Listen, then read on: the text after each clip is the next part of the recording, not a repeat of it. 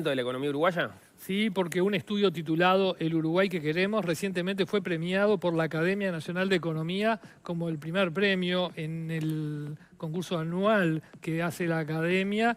El estudio se propone, más que se propone, da una nómina de 65 propuestas concretas para que Uruguay crezca más y pase a crecer a un 3,5% anual, una cifra muy superior al promedio de los últimos años, que hay que situarlo en apenas 1,1%. El estudio fue hecho por Martín Alesina, Camila Paso, Juan Andrés Sainz, Nicolás Vidal. Y aquí tenemos a Nicolás Vidal y Martín Alesina para hablar del estudio. Felicitaciones por el premio. Bienvenidos. Bueno, muchas gracias por el espacio en primer lugar.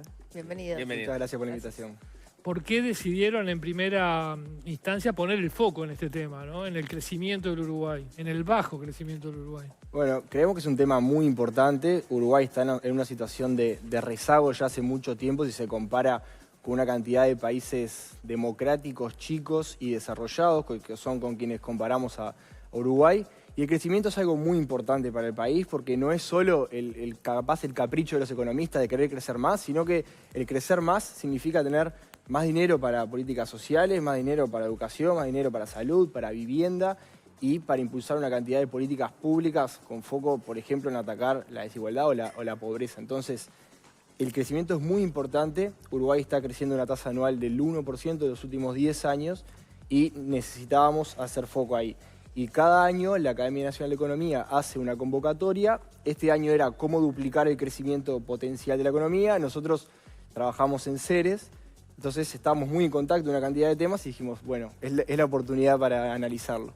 Ahora, capaz que entramos, capaz no, ahora vamos a entrar en alguna de las propuestas concretas, pero leyendo las 65 propuestas, algunas de ellas estaban incluidas en los distintos programas de gobierno, por ejemplo. ¿Ustedes han hablado con los antes candidatos y ahora presidente electo Yamandu Orsi por alguno de estos puntos? No tuvimos la suerte de hablar con los candidatos y con el presidente, pero sí tuvimos la posibilidad de hablar con muchas personas calificadas y dentro de ellos tuvimos una entrevista con Gabriel Odone. Tuvimos 3 horas en su casa que nos dedicó un tiempo inmenso y bueno, asimismo le hicimos llegar el trabajo y en el momento que nosotros lo entregamos era durante las elecciones, también se lo hicimos llegar a Diego Labat. O sea, esto es algo que me parece importante destacar.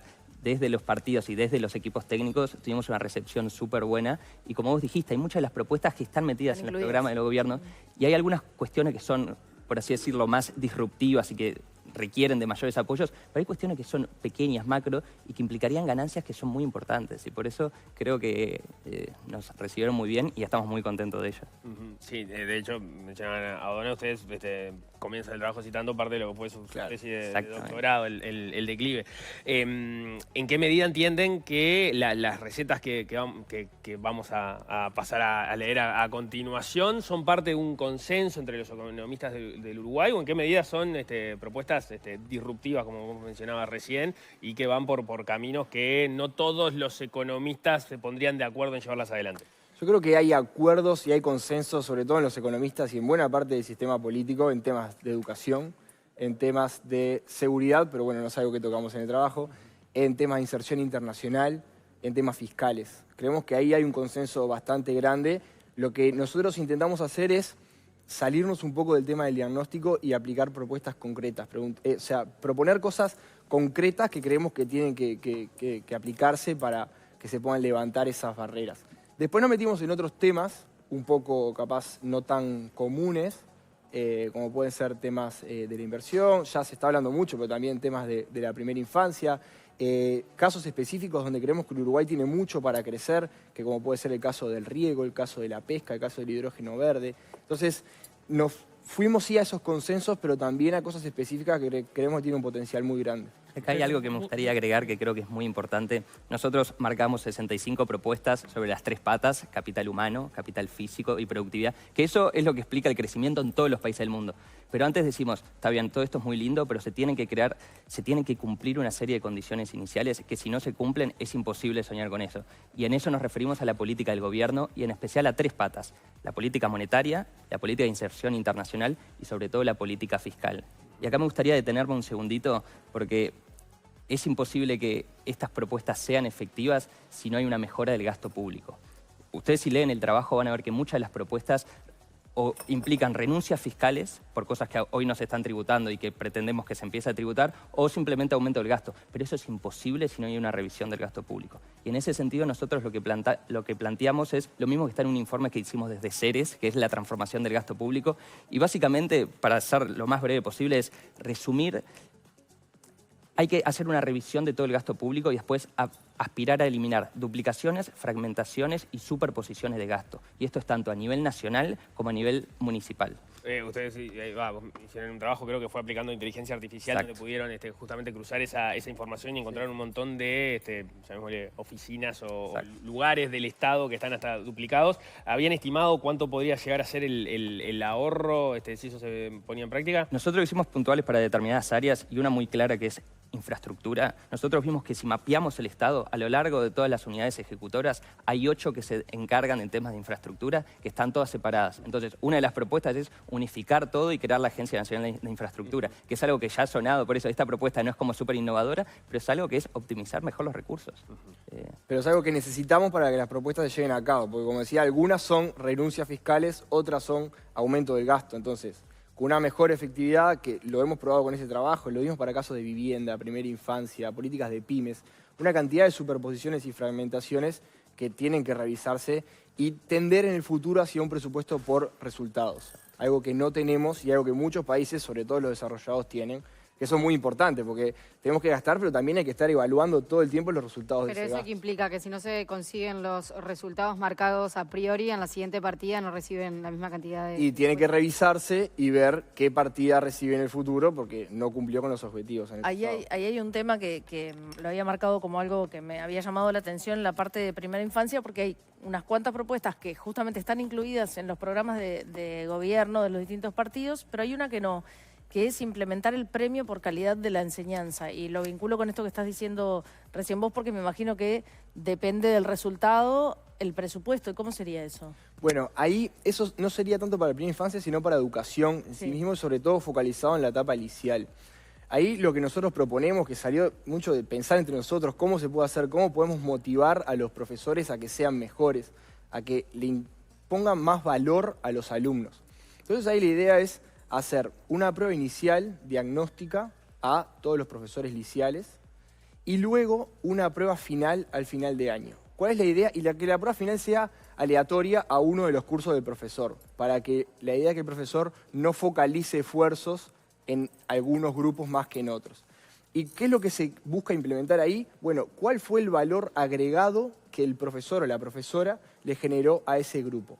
¿Y qué hacemos con ese aumento que se mide a través de las calificaciones?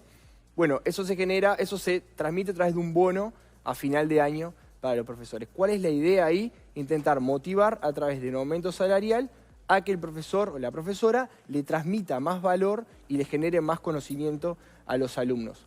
Obviamente se tendría un montón de consideraciones de, bueno, no es lo mismo generar más valor en un contexto socioeconómico alto que en uno bajo, o, por ejemplo, no es lo mismo hacerlo en este liceo que en este otro. Pero la idea es que se generen esas pruebas diagnósticas y después finales, obviamente que no se difundan las pruebas, ¿no? Porque si no, el profesor enseñaría sabiendo lo que le van a preguntar. Ahí hay que estar muy seguros de que eso no suceda, pero el objetivo es ese, incentivar un mayor valor agregado por parte de los profesores para los alumnos. Yo la leí, me pareció muy ingenioso. Las resistencias que eso generaría a nivel sindical, puedo ya anticipar que serían no solo gigantescas, sino furibundas, lo mismo que una cantidad de otras. Por ejemplo, cerrar la fábrica de cemento de ANCAP. Parece lógico, ¿no? Pierde 6 millones de dólares todos los años. Lo vimos en este periodo, imposible. Se llegó incluso a parar la refinería en el conflicto, en el marco de la resistencia a cerrar la fábrica de cemento. Lo mismo otras sugerencias que ustedes proponen, como por ejemplo retirar la obligatoriedad de dotar de biocombustibles nacionales al combustible. Lo mismo eliminar la jubilación bonificada en el sector pesquero, que generó, o sea, que demore en implementarse, generó tremendo conflicto en la pesca. Ustedes quieren eliminarla, o sea, me hace cuestionar el consenso que ustedes dicen que hay. Puede haber consensos en algunas, pero otras son... Te voy a decir esto. O a nivel técnico puede haber consenso, Claro, pero a nivel político no. Vos pensás así, la pesca y la superficie marítima y terrestre de Uruguay. Uruguay de superficie Ojo que terrestre... no digo que sean malas, digo, Claro. yo digo la resistencia que generarían porque lo vemos en cada vez que se proponen. Uruguay de superficie terrestre tiene unos 176.000 kilómetros cuadrados, mientras que de superficie marítima es más grande, es mayor a 200.000.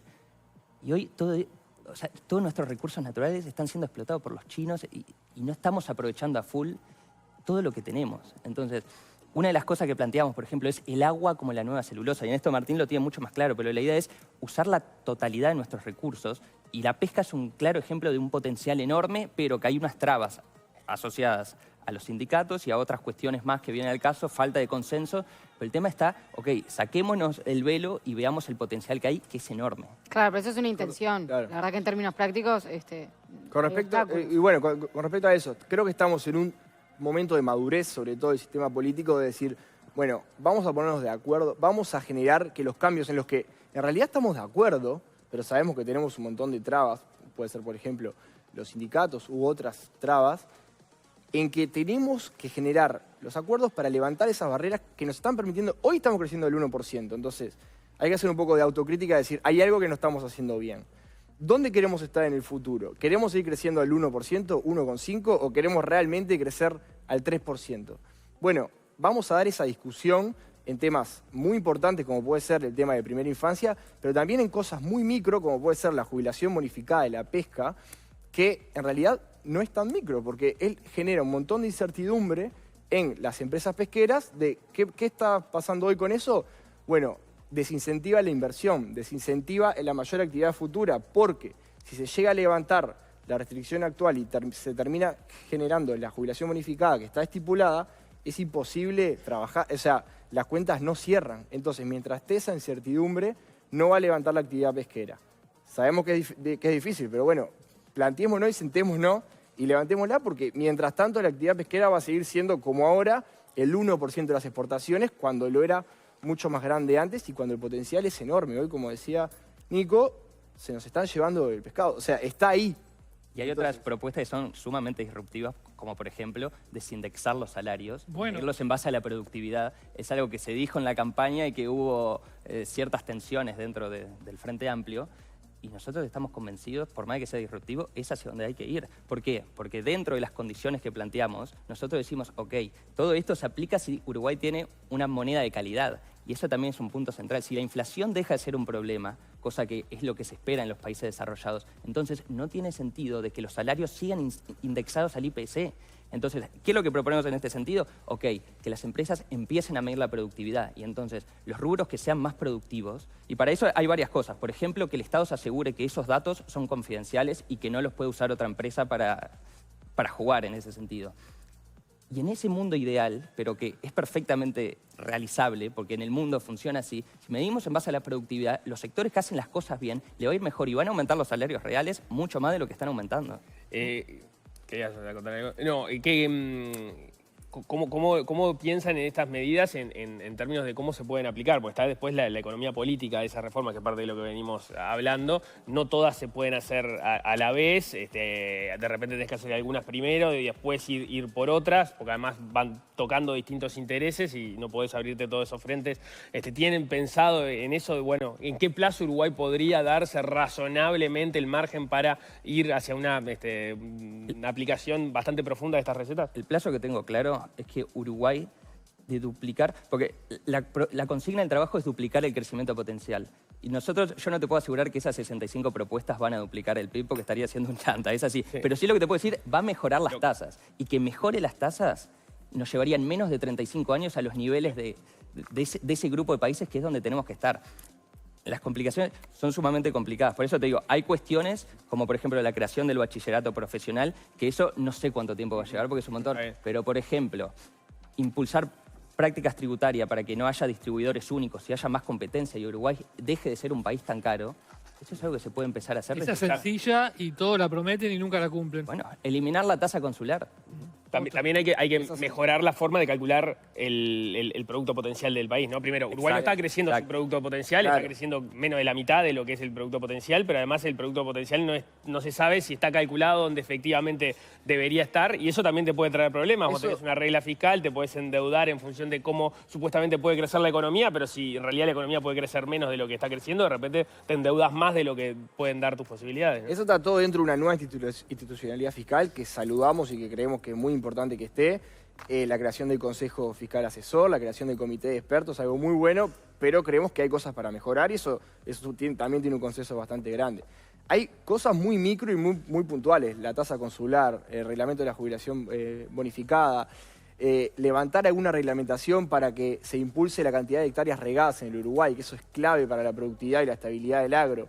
Después hay cosas más de mediano plazo y más de largo. Nosotros, así como si le tuviéramos que poner un plazo, capaz pensamos en 10 años.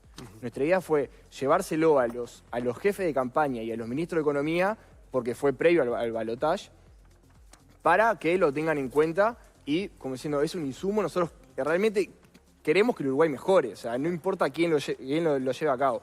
Sabemos que capaz que es un poco ambicioso para un plan de gobierno, para un periodo, pero bueno, son capaz pensar en 10 años. Una cosa muy interesante que tiene es que siempre acá queremos inventar la pólvora. Ustedes ponen una cantidad de ejemplos de Suiza, de Portugal, de Vietnam, claro, con evidencia que ya funciona. En leyes o cosas concretas que tienen otros países, lo que me resultó muy interesante. Felicitaciones por el premio. Si alguien lo quiere leer entero, ¿dónde puede hacerlo? Se encuentra disponible en la página web de la Academia, acadeco.com.uy. Y bueno, esperemos que les guste. Hay bastantes gráficos que son ilustrativos que muestra cómo Uruguay está peor en todas las áreas prácticamente, con esos países que es la creme de la creme, pero es donde debemos estar y es donde supimos estar. Nicolás Vidal, Martín Aresina, muchas gracias por habernos acompañado. Gracias a ustedes. Gracias a ustedes. Bueno, nos tenemos que ir, se quedan como saben.